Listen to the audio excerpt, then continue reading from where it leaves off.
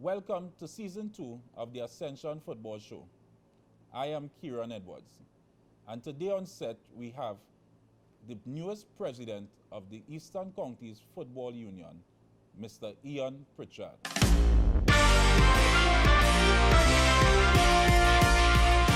It may seem a far-fetched idea, but to me it's one of the only ways that the ground... I wanted to take me through the process of the election and how it went. That was some of the things that they did pretty well. What could they have done better?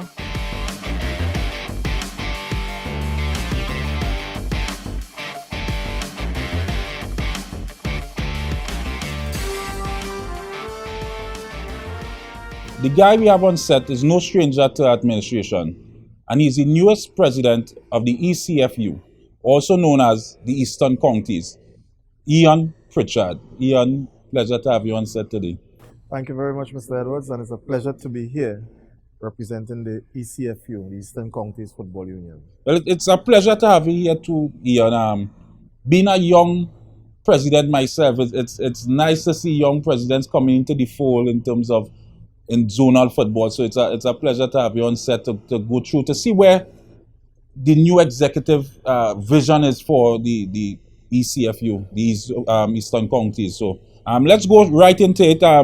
Knowing that you're the newest president, it must had a election. I don't think you had a coup to come into to take over the Eastern Counties. So I wanted to take me through the process of the election and how it went to become president of the Eastern Counties. Well, constitutionally, our AGM was supposed to be held last year, 2019, where we would have had a new election of new officers to serve in the Board of Management of the ECFU. Unfortunately, we were unable to hold that election last year. That AGM was postponed and was supposed to be held in May of 2021.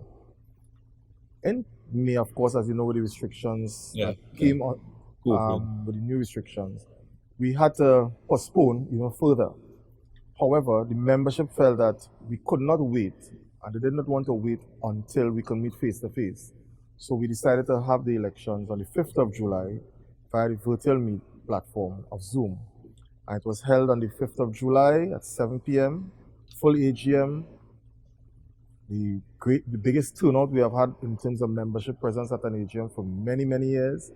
I don't know if because it was on the Zoom platform. On the Zoom, maybe the transportation would have been an issue because of being the largest zone as well. Transportation has always been an issue, but I think the desire and the passion of the clubs to see the resurgence of football in the ECFU was so great that everyone was on board in terms of that AGM, which went pretty smoothly. And the new board of management was elected that night. Ian, how much teams attended? You're saying that you had a large turnout. How much teams attended the last AGM you had? The last AGM we had 14 teams in attendance. 14 teams, yes.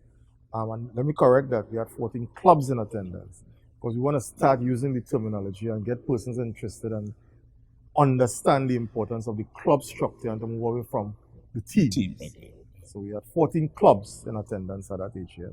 All right, and the new executive, who are those persons? I've seen some familiar faces. I've seen some new names on the executive. Tell us a little. That's the positions. Who are the persons who are normally the executive appoints the general secretary? Did that happen? Who is that person? Fill us in. So let me start with the last question first. So the executive that was elected into office, they appointed the new General Secretary, is Mr. Marvin Durham. Marvin has been involved in football for many, many years. As a matter of fact, he was one of the persons that was instrumental in Guaya United being where they are today. But Marvin has now transferred his energies to the resurgence of football in the Mayaro community. And he's also the manager of the Mayaro Youth Football Club. And for maybe about the last 3-4 years, Marvin has been consistently behind me that he wants to see ECFU back up and running into what it used to be.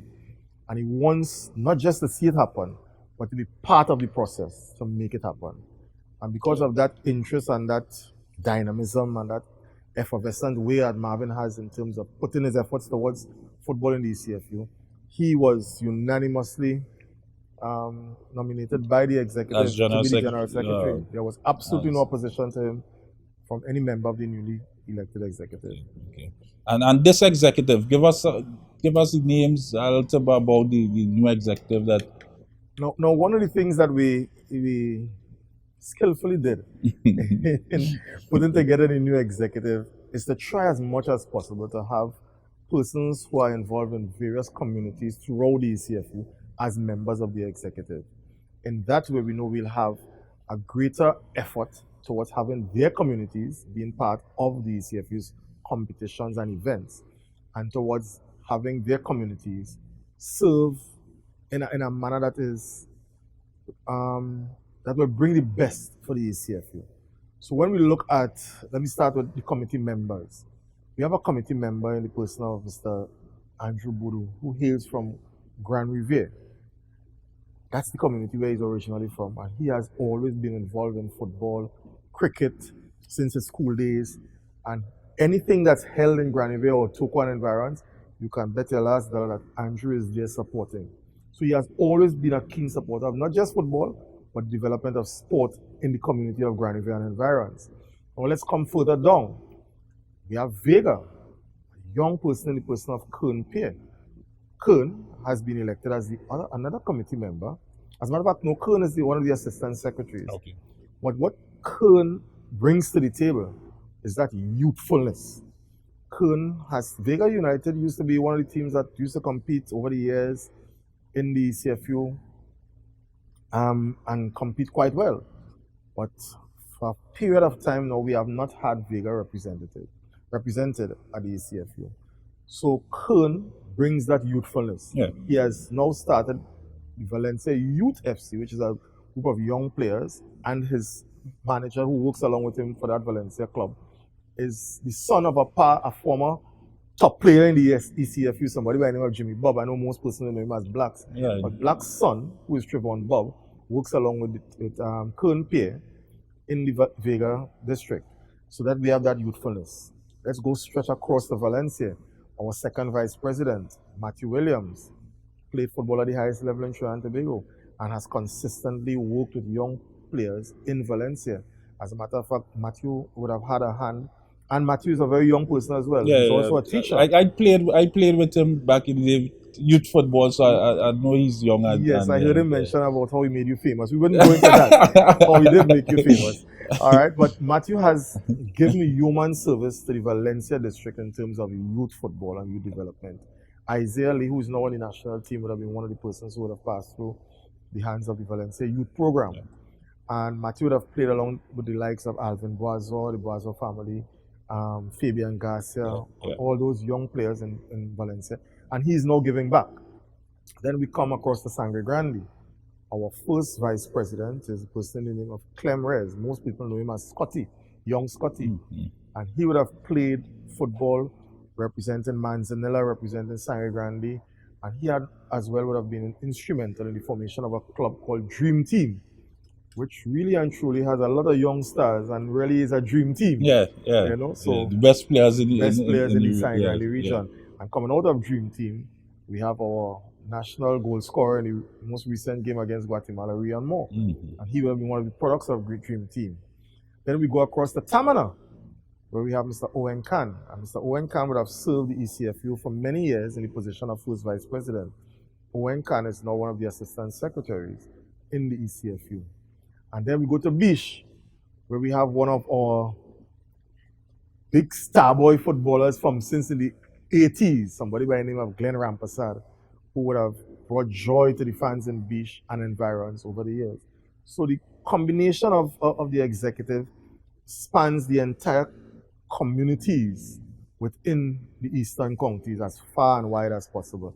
And of course, I am the president and I'm from the district of Kumana in Toko.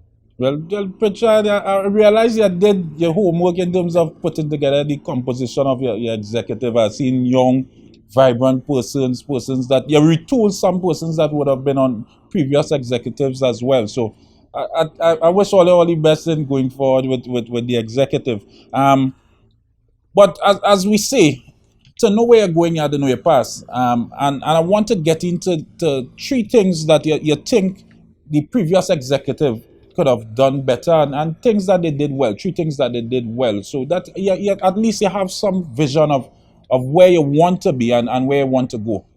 To really take the baton from the previous executive and continue the relay. So No, I must say before I go into the answer of those questions that kudos and thanks must be given to the outgoing yeah. executive who would have held the ECFU up in difficult, trying times. What some of the things that they would have done exceedingly well, they ensured that football was played in the ECFU as often as possible, even without funds many times. And this is on the back of Marcelo Cloy saying the Eastern counties didn't play football in how much years, but they did had football. It They had had football. football. Okay. Our most recent league, we had a tournament in 2019 Okay. where the winners were the Valencia Young Lions FC. And the finals was played between Valencia and Tamana at the Tamana Recreational Okay. Ground. Okay. So there was football All for right. So 2019. continue Yes. on. So So they the, had football. the outgoing Yeah. executive, which was led by Mr. Sherwin Dyer, ensured that year upon year, as often as possible, football was held. What they did is that in the absence of sometimes some years in the absence of sufficient funding for prize money, they waived registration fees to ensure that football continued. So teams were not charged a registration, and whatever little, in some cases was very, very little in terms of what the prize money would have been. They still ensured that teams participated and teams got some type of reward, though small as it may have been. Um, One of the good things that they would have instituted also is the division of the zone into two, the region into two zones. So we had the north zone and then we have the southern zone. So it made it a little less difficult for teams To to travel. Yeah. traverse Yeah. from one point to the Yeah. other. And teams would have only met in a playoff for the finals as such. So we had Rio Claro, Mafikin, Guaya United, Beach, Miaro, all playing in one zone. And then we had teams like the Toko team, Matura, Valencia, and Exine Grand and Environs, Damri Hill playing in another, the northern zone. Okay. All right, so that was some of the things that they did pretty well. What could they have done better? I think a more ardent search for partnerships and sponsorship, and to be able to do that, developing the product of football in the ECFU would have been something that they could have done a little better, so that more partners, and I like to use the term partners instead of sponsors, because when you build a partnership, each person gets the benefit out of their relationship, Yeah. as against a sponsorship where you're just asking somebody to give you money and there's no return on that investment for that person. So that partnership, developing the product, was not adequately done or sufficiently done to ensure that we had buy-in from potential partners for the ECFU. So those are some of the things that I think that they could have done a bit better, but they did well with under trying With the circumstances, trying the times, limited yeah, resources available. well, we know the issues of zone and the support they normally get. So I understand in terms of the trying times, they did some things well. Yes, Okay. and even with under the difficulties, every time that the ECFU calls for teams to organize for a tournament, there would be teams. They may not be as much as we would have liked, but there would be teams still reaching out because they prefer to play in the ECFU football rather than just in the minor leagues.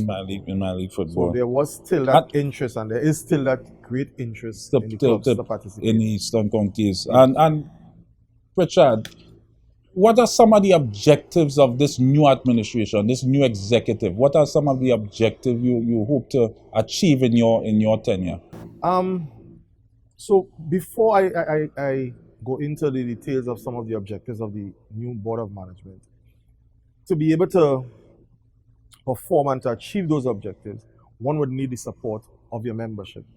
And it is quite pleasing to announce that the entire executive board of management, well, the first vice presidents and the president were nominated unopposed. And all the positions that were elected on the night of the AGM, the other committee members and the assistant secretaries, all were elected without any other persons recommended for those positions. So the entire board of management has the full support of the membership of the ECFU, and that makes it a lot easier in terms of us achieving our objectives. Now, to discuss the objectives, one of the critical things that we want to achieve in the ECFU is the return of youth football. So we want to, and this might be a long-term objective, to have at least every team in the ECFU being able to field an under 15 team. So we want to have an under 15 tournament. But to achieve that, there must be some level of development. Yeah. So we want to support that development through a committee that we have developed already that will focus on youth development. Because what we have realized over the years is that you see the same faces returning year after year after year, playing football for their communities. Yeah. And the youths are the ones who are standing on the sidelines supporting because there is not the avenue for them to To participate. develop, We have 15 and 14-year-olds who are playing for the senior teams because there is not an avenue for their age group. yeah, to to play develop amongst their properly. peers, to play amongst their peers and amongst be their able, peers. yeah. So this coming season, if even we start off with 3 clubs, we'll have a tournament for that. Fun, And a what we'll youth do tournament. is that youth committee will go around to the various districts and assist those persons, if even it be through the primary school structure or the secondary school structure, to assist in developing those young players. Over the years, we had Northeastern College in San Grande being one of the top teams in the Intercol. Northeastern College is nowhere there anymore. Neither is Toko Secondary, nor is Yeah. Valencia. No team from No that team. region is really making any waves within the secondary school. And we had Leagues. Miaro Composite Yeah. being a top team. Toko Secondary. Remember women, years girls back playing in the that- finals yeah, against yeah, St. yeah. Augustine's Senior Comprehensive those Mhm, days mhm. and winning. Northeastern College being a star intercol team. Yeah. And that was in place because of the youth development that took place at that time. I being one of the products that came through that system. So I know that there is the potential, and there are a host of youths in that area, this wide catchment area, that once given the opportunity, will shine towards greatness. Well, Ian, I know the responsibilities are a little heavier now. Seeing that recently the one lone professional team left the region in Northeast Stars. They are now renamed AC Port of Spain. So now the burden is a little heavier on the eastern counties to ensure that football remains, quality football, competitive football remains within the region. So I expect that you have a task at hand, but I think with the composition of your executive, you have the competent persons there to execute. And when we come back from break, we would get in a little more into partnerships and fear to explain to us what partnership you intend to have, what partnership you do have at this moment within the eastern counties. So when we come back from break, we dive into partnership with the eastern counties. The situation we have here is that these characters, and I refer to them as pests, right? What they are doing is destroying our country, but not on my watch. No street, no turf, no block shall belong to these cockroaches, right? It's no longer business as usual. Happy hour is over. If they don't fear God, at least they will fear Terminix. Have you considered how your methods can impact on pests across the country? I find we look after the rights of pests as opposed to the rights of the 1.3 million law-abiding citizens in Trinidad and Tobago. I wonder if Roach Ladden's son come here for carnival, if you'll interview him, eh? But how can you defend one shot, one kill? What, you want me to throw a pillow at him? I didn't say that. No, well, if a roach jumps in front of you now, what will you do? Run. Oh, Jesus, Lord Father. Pests bothering you? Call Terminix at 672-5007 or 672-0042 or visit our website at terminix.co.tt for a free quote and consultation. Join our fight against pests. Get in the game with Ascension. Quality for champion. Ascension! Ascension! Premium quality and style make you stand out all the time. Ascension is quality for champion. Ascension fit is always right. Take your game to higher heights. Ascension got the quality for champion. So everybody say, hey, oh. We wearing Ascension when we play. To run out on the field in style. What's the brand that we want? Ascension! Ascension! Ascension! We wearing what we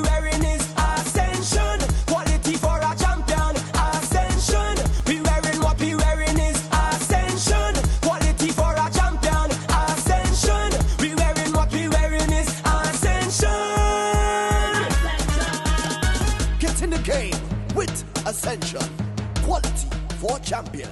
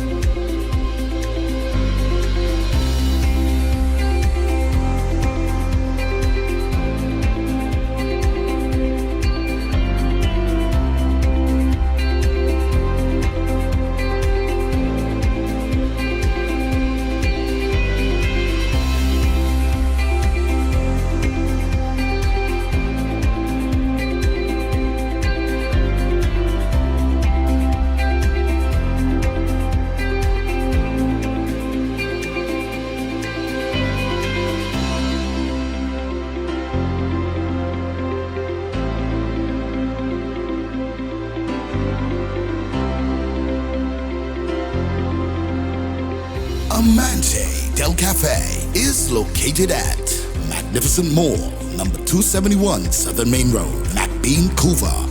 Amante Del Cafe. Happiness begins with brew.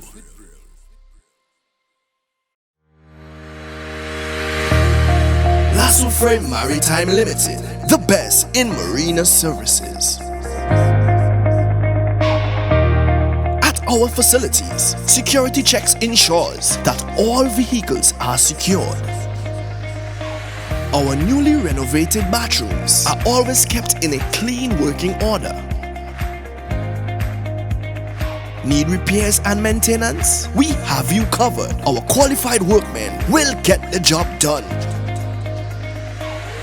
Boat storages,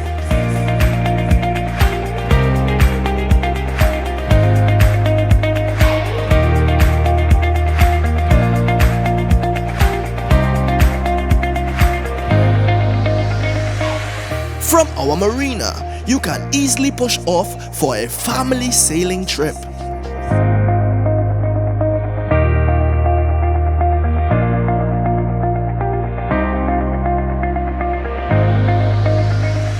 Or out fishing with the boys.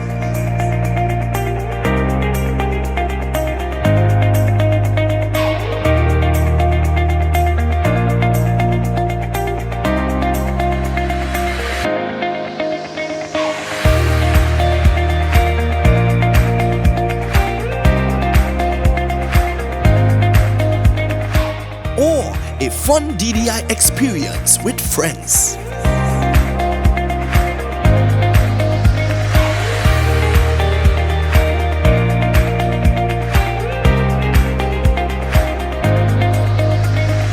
Boat repairs, secured parking, extensive camera system, boat charters, boat rentals, down the island parties. Contact us at 1-868-634-1653. Lasso Frame Maritime Limited, the best in marina services. Life's better on a boat. So Ian, as on the topic of partnerships, what partnerships are you looking to engage into? I know everybody's talking about zones and clubs being self-sufficient. What partnerships you are looking to engage the Eastern counties in to become self-sufficient one day within football? No, I'm glad you touched on that point, Mr. Edwards. Becoming self-sufficient is one of our greatest objectives because we do not intend as the Eastern counties to continue going cup in hand to a sponsor, to a partner every year. But we will be rolling out a strategic plan that speaks to how soon we and what means and ways we will use to becoming self-sufficient. However, to be able to do that, again, we return to developing the product of football in the Eastern counties. And I think with the team that we have thus far, we would have started off on the right platform. I know that the structure definitely has to be of such that will allow for partners and potential partners to see the benefits from partnering with the Eastern Counties in this first instance. And I must say, wholehearted thanks to the Ascension Football Tournament, who have seen the vision of the Eastern Counties, have bought into the plans of the Eastern Counties, and have decided to partner with the Eastern Counties in the first few years of the tournament of the Eastern Counties Football Union Leagues to support the resurgence and the redevelopment and the realignment of football in the Eastern Counties. So, wholehearted thanks goes out to the Ascension Football Tournament. As a matter of fact, the Ascension Football Tournament has already started in terms of assisting the clubs in their preparation for return to play. And the clubs they have said to me it's the first time in their history playing in the Eastern Counties that they would have realized a partner sticking to his word and ensuring that assistance is given. So these clubs can now have balls, they can have cones, nets for their grounds, corner flags. So when we return to play, everything will be as professionally organized as we would like to see it in the Eastern Counties. And this is in no small way through the contribution of the Ascension Football Tournament. Mind you, we have also had the commitment from the Ascension Football Tournament that they will assist in the sponsorship of prize money for our tournament and referees' fees. And that is a critical thing. Yeah. Because in Eastern Counties, we have had over the years clubs showing up to play.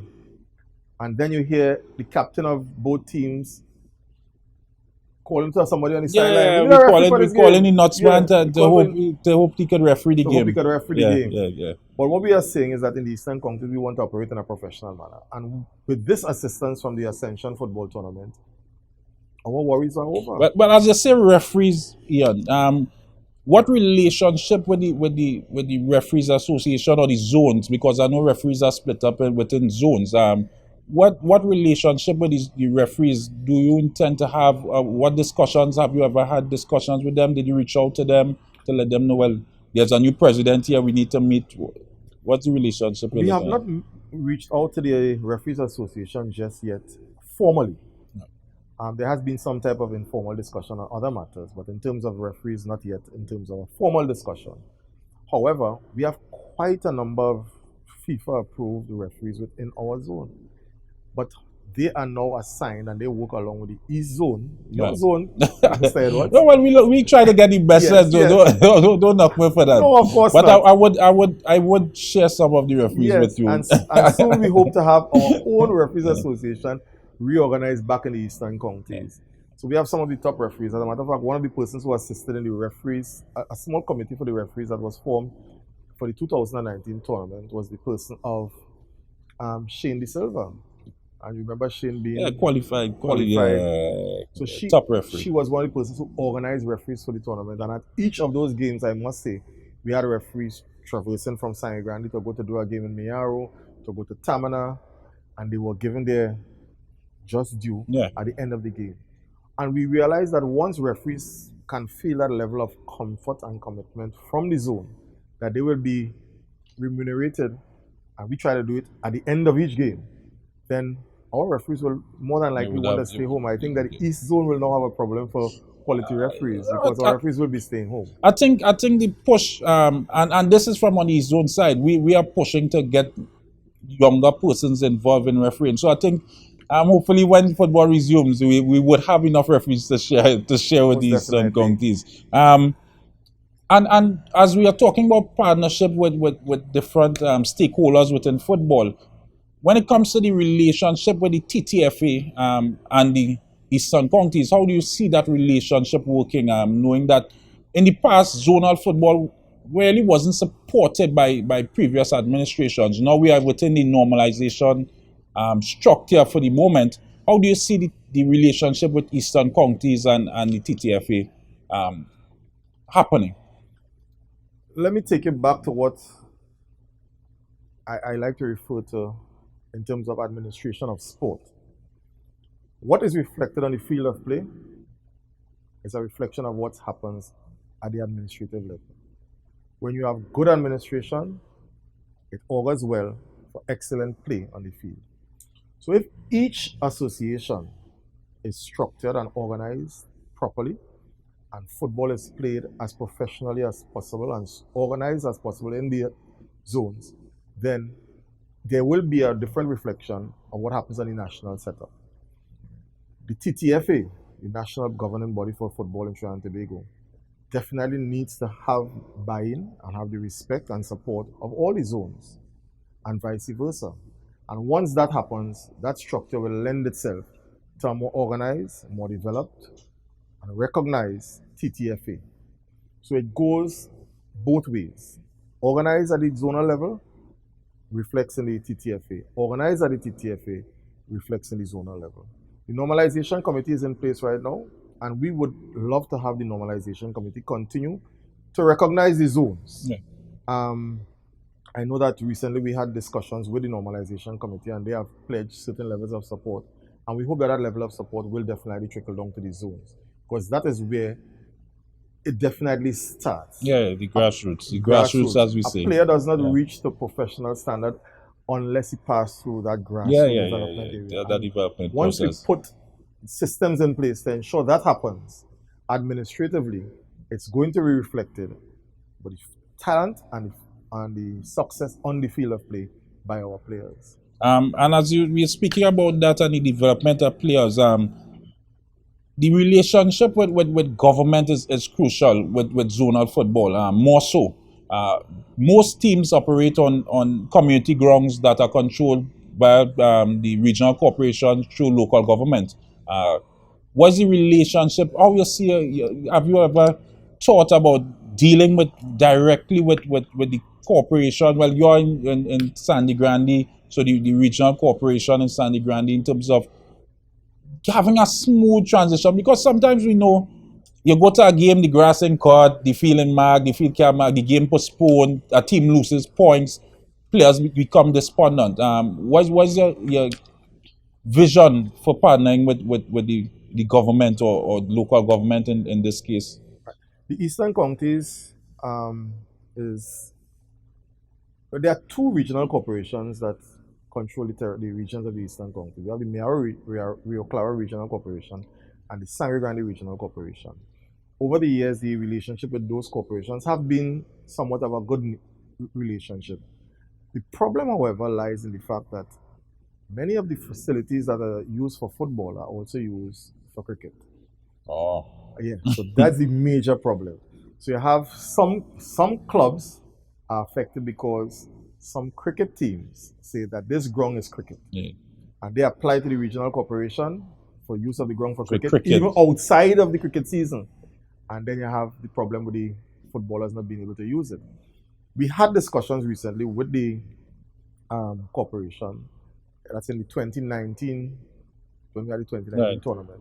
And we got support in terms of the preparation of the grounds. What we also have is that a lot of clubs take it upon themselves to prepare the grounds, especially in the rainy season, because the corporation cannot send a tractor to cut the ground. It damages the ground. So they take it upon themselves at their own cost to prepare the ground and have it ready. To make sure it's maintained. Okay. What we want to do, and we would hope that the corporations will buy into this structure to maybe get clubs be the persons responsible for the caretaking of the grounds.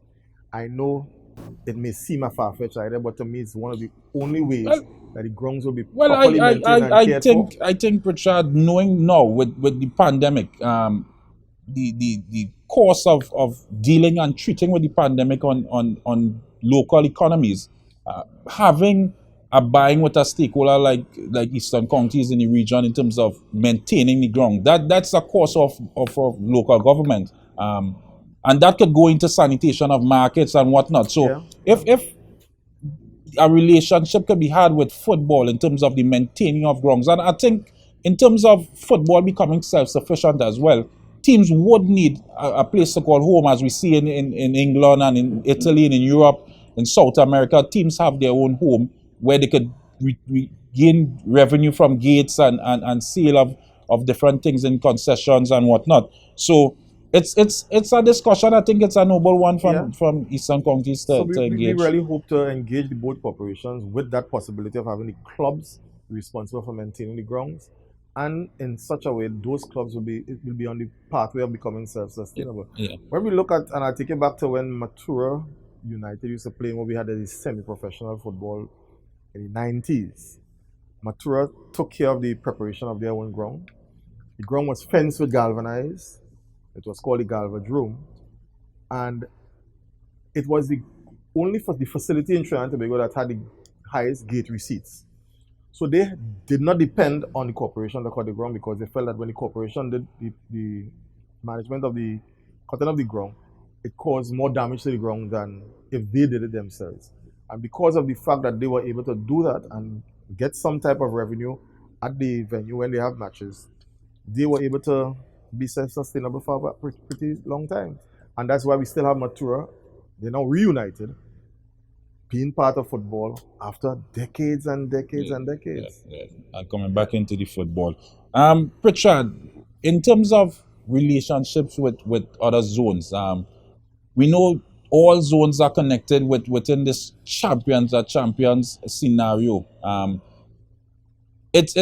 For me at the East Zone, I don't think that it really helps in development of the football much in terms of the champions. The structure of it currently. But I think more collaboration needs to be had when it comes to zonal. The zones collaborating with themselves in terms of grassroots development. Back in the day, growing up, hearing about North-South classics and that's really from the zonal level in terms of the best players in East Zone playing the best players in South Zone. So, what's your thoughts on coming back to things like that and really revamping some sort of partnership like that? I 100% support the return of such. If you look at cricket, cricket still has those classics, the North and South classic, and cricket continuously produces young players from the grassroots level into the under 13, under 15, under 17, under 19 levels. And all those players come from the grassroots football, cricket. Mm-hmm. If football returns to that, then not only will we be able to produce players, but players will have something to look forward to represent the entire region. It's a joy for a player from Toko to know that he's representing the Eastern region. He's part of the East Zone big team. It's a joy for a player from as far as Mayaro to know that, and what you have now is that a large group of support base following your North Zone team in the Classic against the South Zone team, because there's this one player from Granivier, and there's this one player from Valencia, and there's this one player from Tunapuna, all coming together to form that comprehensive, structured, talented North Zone team to play against the players from South. And it gives young players something to look forward to, something to emulate themselves into trying to make such a team. If even they never end up on a national senior team, but they were part of, it's a story to tell. Yeah, and to Pritchard, it's not just a national team. When you have a gathering of that, they are the best players from the East or the best players from the North. Now it gives to a semi-professional team, a professional team, the opportunity to now not have to go and watch all the different games, but have an opportunity to say, all right, there's North-South Classic Saturday. I need to send my assistant coach to watch that game, see what is the best players. We are missing a left back. Go and see who is the best left back in those games, and let's see if we could get a young player coming through and put on the team. So I think those partnerships are glad that you're on the same page of other presidents within the zone in terms of hopefully bringing back those kind of games. When we come back, we talk backroom stuff here. We talk behind the scenes, administration, election. We spoke about partnership. When we come back, we want to talk about on the field. I think every executive, when you are voted in, you are judged on the performance on the field. So when we get back from break, we'll talk about on the field play of the Eastern Counties. Pest control is a pain, but you don't have to go it alone. If you're a business that needs someone who will fix your problems point blank, go with the brand that's tested. Go with Terminix. Born almost a century ago in Memphis, Tennessee, Terminix International's mission has been to spread its innovations across the world through its integrated pest and termite management system, reducing the infestation of pests and vermin. Our Trinidad franchise neutralizes the threat of tropical insects and ensures that companies, from food production to hospitality, protect their investment and get the maximum value from our relationship. And we've been doing it well for over 20 years. Termites and pests are relentless, but they're no match for Terminix. Contact us today for a free consultation and quote, and let's introduce you to convenience. Protect your premises today. Choose a service provider that persists. Talk to Terminix. Pests bothering you? Call Terminix at 672-5007 or 672-0042 or visit our website at terminix.co.tt for a free quote and consultation. Join our fight against pests. Get in the game with Ascension. Quality for champions. Hey, Ascension! Ascension! Premium quality and style make you stand out all the time. Ascension is quality for champions. Ascension fit is always right. Take your game to higher heights. Ascension got the quality for champions. Now everybody say, hey, oh, we wearing Ascension when we play. To run out on the field in style. What's the brand that we want? Ascension! Ascension! Ascension! We wearing what we wearing is Ascension. Quality for a champion. Ascension! We wearing what we wearing is Ascension. Get in the game with Ascension. Quality for champions.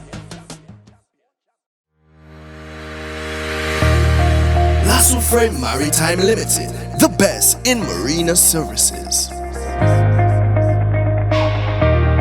At our facilities, security checks ensures that all vehicles are secured. Our newly renovated bathrooms are always kept in a clean working order.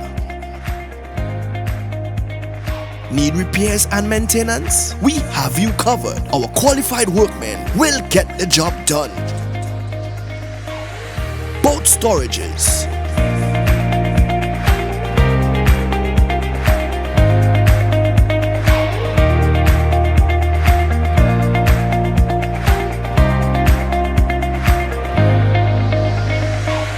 from our marina, you can easily push off for a family sailing trip.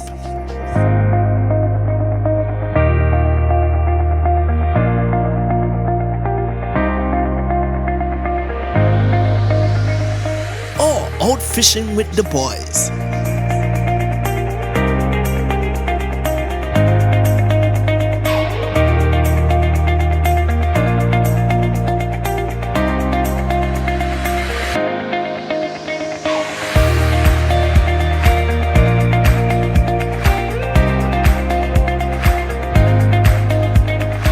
Or a fun DDI experience with friends.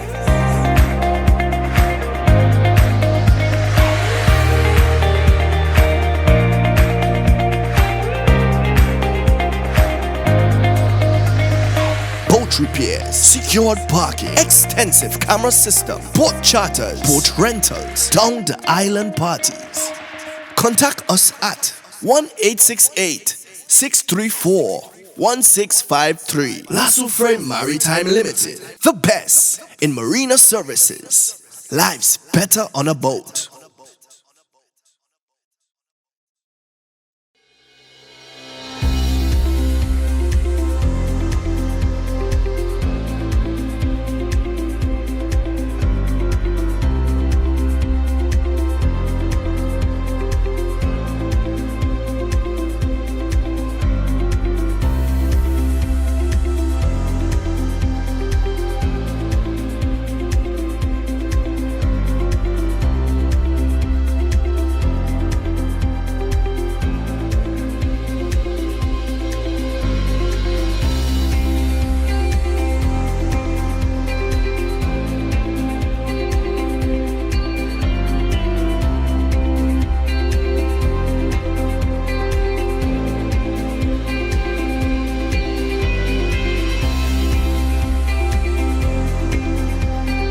Amante Del Cafe is located at Magnificent Mall, number 271 Southern Main Road, Mac Bean-Coover.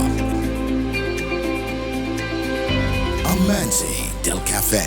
Happiness begins with brew. As we go into on the field play, one of the biggest concerns for zonal football across the board, Trinidad and Tobago, would be the completion of a league. Normally we have leagues started and not being completed for different reasons. And Ian, I would like to find out from you, what are your thoughts in terms of putting things in place to ensure that the league is completed in 2021? Kieran, you are so correct. Many times you have leagues started with all the energies of the clubs and participation. Before you know it, coming down to the end of the league, you have few clubs who are really participating. We would have gone through that many years.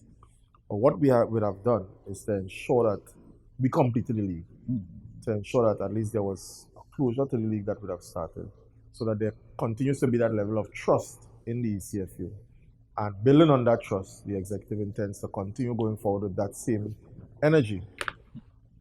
We are very much interested, not just in clubs showing up at meetings, but clubs showing up on the field of play. On the field of play. So we had 14 clubs at our last EGM. We have had at least 2 additional clubs. And when I say additional, not new clubs to the ECF, but clubs who would have participated in years gone by and realized that things are back up and running and it seems to be effective and they want to be part of it. So we have had 2 other clubs reached out to indicate their interest. And they say the proof in the pudding is in the eating. Mm-hmm. So we'll only realize the success of the executive, as you rightly say, will be judged on the field of play. For 2021, we intend to have a league that has no less than at least 12 participating teams to start. That's our target. And once we realize that target, we will have achieved that particular objective. But more so, we want to ensure that all 12 teams complete the league, no matter their position later down in the tournament. So Ian, as you're on that in terms of teams finishing the league, how much emphasis would or not emphasis per se, how much credit would you give in terms of having a sponsor, paying prize monies to the end, paying referees, to contributing in ensuring that a league is completed? How much? Because in the East Zone, for example, years gone by, we would have teams playing halfway through the season. They work out an arrangement. We pay the registration fee of let's say $5,000. They pay $3,000 up front, and then they have a balance to pay. Halfway through the season, they are second to last in the league. Money's tight to get the funds. It's a bit difficult for some of the clubs. How much barbecue can you throw? Sure. How much cake sale you could have? And they're knowing that they can't really pay the balance. They're not playing for anything. They're second to last in the league and they leave. With the sponsorship of prize monies and referees, paying for the referees,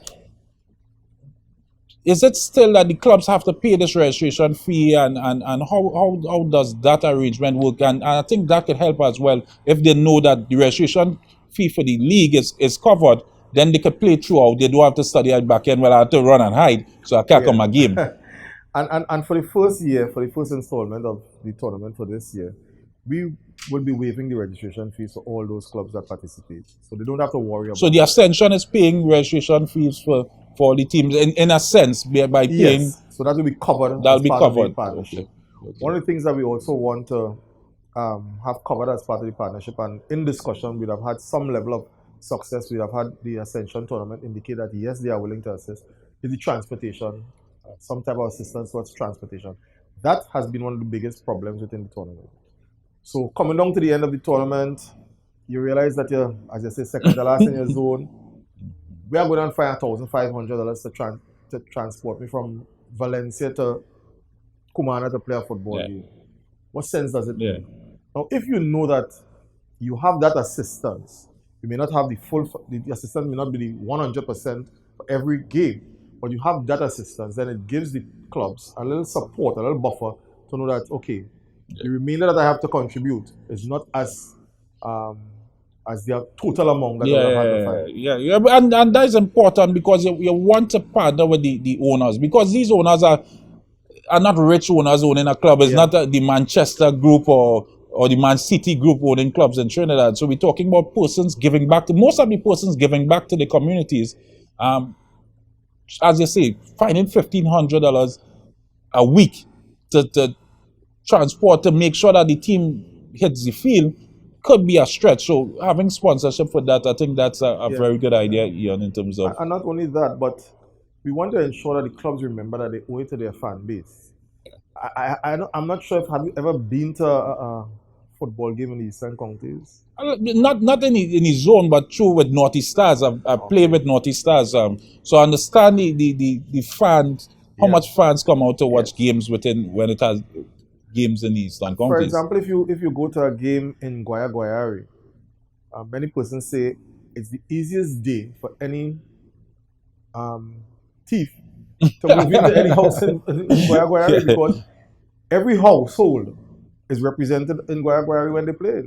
It's similar in Matura. If you have a rivalry between neighboring communities like Matura and Kumana, or community like Kumana versus Grand Riviere, the rivalry that exists there goes beyond your position in the league. So games like that, like those, will encourage the supporter turnout. The players know that they owe it to their fan base to show up. The fans are behind the footballers no matter the outcome of the game. So that gives the energy to have them participate and represent. When you go to Tamana is outside there in the numbers. So I played against Guaya in the Super League. Yes. With Malabar FC playing in the Super League when we were in the Super League back in the late 2000s. And when we go Guaya as fans, I played with Naughty Stars. So in the zonal level, it's the same atmosphere when it comes to zonal level. It is the same atmosphere. It is. Because what happens is that, for example, when Valencia Young Lions play, and they refer to themselves as Young Lions because they're a really young, energetic team. And you will be amazed to see the amount of supporters come out to support this Valencia young team. And I think the community lends itself more to supporting the team, especially when you have young players. So you have the parents, the relatives of these players, the friends coming out all in support of the Valencia Young Lions. Sangre Grande Dream Team, their home base is at the recreation ground in Sangre Grande. And that whole Ojo Road, and when they're rivaling against Duranta Youth, which is more to the Foster Road side, you have that rivalry. So yes, at the zonal level, same atmosphere can be created and has been created in the past, and that's what we hope to return to football. Damry Hill, when you have a game in Damry Hill, if you don't get there early enough, you have to stand from the road to watch the game. And that's the kind of energy we want to bring back to football in the Eastern Counties. I think having community involvement into football and if the zonal level could really show the interest of community football, we see it on a professional level when it comes to the Locketa Rangers. When you look at Sawa Jablote back in the day, being community based, you really see the fans turning out, and I think the interest and when a player too is the local hero, and you have 2,000-3,000 persons everywhere he goes, persons saying his name. I think it gives them a pride. It gives them something to want to get up in the morning and work hard on their fitness and staying fit, because now you have a level of responsibility. You have persons coming to look at you when the game, because that is really where a player has to get that gratitude from putting in the long hours. So I think with your new executive, I think it's something Mr. positive. Edwards, I can share this with you about the Eastern Counties that's different to most other associations. There's a certain level of affinity by the fan base in the Eastern Counties. And I'll explain to you what I mean by that. You will have a supporter coming from as far as Matlot to support Guaya United in the Super League because that team represents the region from which football is. Yeah. When Matura is playing, you have fans coming from Sangre Grande, Manzanilla to support Matura because they represent. There's a certain level of affinity to the community and then to any club that's representing The zone, region. Oh, good. Okay. So it's at certain level of affinity that we know that that community base, once we get it back. And Ian, your tenure as president of the Eastern Counties, how long would that last? How long is that tenure? Well, this board of management has been elected to serve for 4 years in the first instance. And we want to ensure that we put a foundation in place that whether we are elected 4 years onward, whoever comes on can just build on the foundation, because the foundation is what's important to build on. The strength of your building is based on the strength of your foundation. So we want to ensure that that foundation is put so that whoever comes after can build on that foundation and have a solid platform from which to take off. Well said, well said. I want one big ticket item for this 4-year tenure that we could judge. We could go before the last AGM for the election of a new president. I could call you to have an interview at the Ascension Football Show and say, this is your item that you say you wanted to achieve. You did it or you didn't do it, and we could hold you accountable on that. Give me one big ticket item that you want to achieve in this tenure. Big ticket item in the next 4 years? At least 2 more national players. So we have 2 in Rian Moore and Isaiah Lee. In the next 4 years, at least 2 more. At least 2 more. Yeah. So I'll hold you accountable to that, and it's helping the national program. Within the next 4 years, yeah, rest assured that out of the 11 on the field, you'll have 4 from the Eastern Conference. Oh, wow, big. And I hope his zone can have a few players, they have to step up in his zone, because we have to have a few as well from the zone. Ian, it's been a pleasure having you here, talking about zonal football, talking about Eastern Counties. It's a pleasure, as I said before, to have a young person like yourself being a president and really laying the foundation to something in the future that we can look back and say, this is grassroots football, this is the development. And we were here in this moment on the Ascension Football Show talking about the plans and really seeing it in the future. So thanks, Prashad, for coming. And that's it for another Ascension Football Shows. Remember to follow us on all our social media platforms: Facebook, Twitter, Instagram, YouTube, and the Ascension Football Show website.